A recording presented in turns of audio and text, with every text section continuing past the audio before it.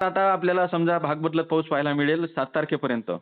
हो, मात्र 7 तारखेपासून जोरदार पाऊस आपल्याला 14 पर्यंत पाहायला मिळेल. हो, मात्र मग 20 पासून ते 30 तारखेपर्यंत जोरदार पाऊस पाहायला मिळेल. म्हणजे जे हो. पुन्हा. पेरणीतून शेतकरी सुटलेले आहेत ते आपल्याला त्याच्यामध्ये अ, समजा करेल आणि त्याच्यामधून बी काही शेतकरी सुटले तर मग 10 ते 15 जुलैच्या दरम्यान पूर्ण शेतकऱ्यांची समजा पेरणी होऊन जाणार. हो. हो. मात्र सर शेतकऱ्यांना काही इशारा वगैरे सांगणार का तुम्ही? आणखीन एक सांगतो बरं का. हो. असं होऊ नये समजा एक तरी माहीतच म्हणून सांगतो. हां, हां, हां. जून महिना हो. पाऊस नाही पडला. नाही. बरोबर. समजा पेरण्यात नाही झाल्या. हो, जुलै महिना गेला, हो. पाऊसच पडला नाही. बरोबर. पेरण्यात नाही झाल्या. हो, ऑगस्ट आला, पाऊसच हो, नाही पडला, हो. पेरण्यात नाही झाल्या. हं.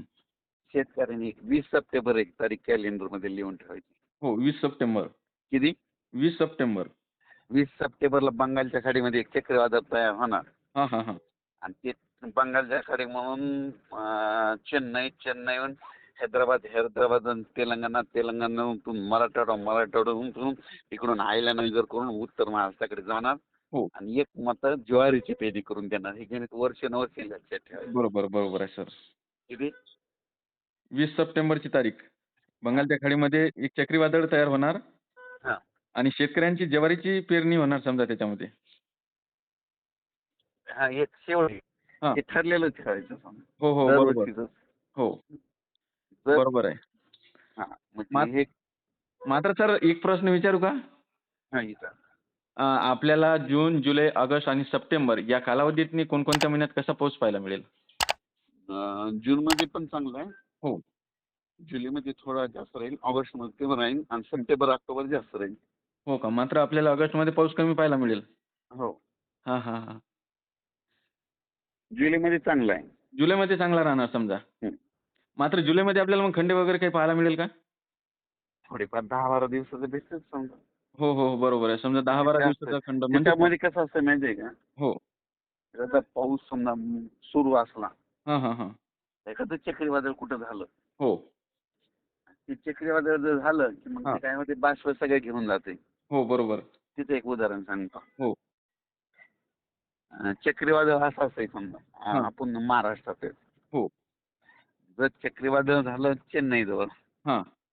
आणि तिथून त्याची दिशा तेलंगणात आला आणि तेलंगणातून छत्तीसगडकडून तिकडं वरती गेलं.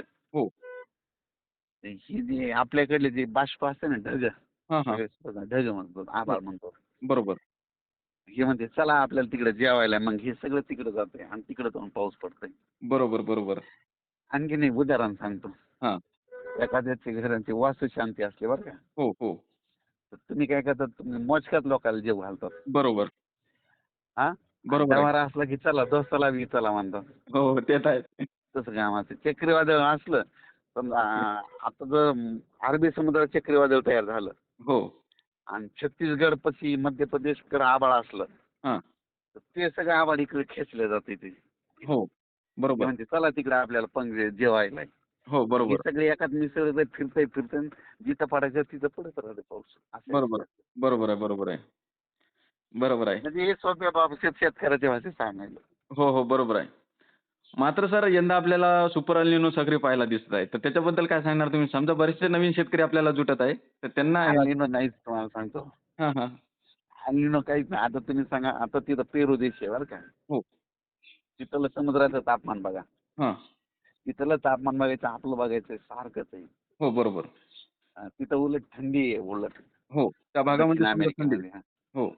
अल निनो डिसेंबरमध्ये उद्भवते. डिसेंबरमध्ये. हो. हो. बरोबर आहे. हो.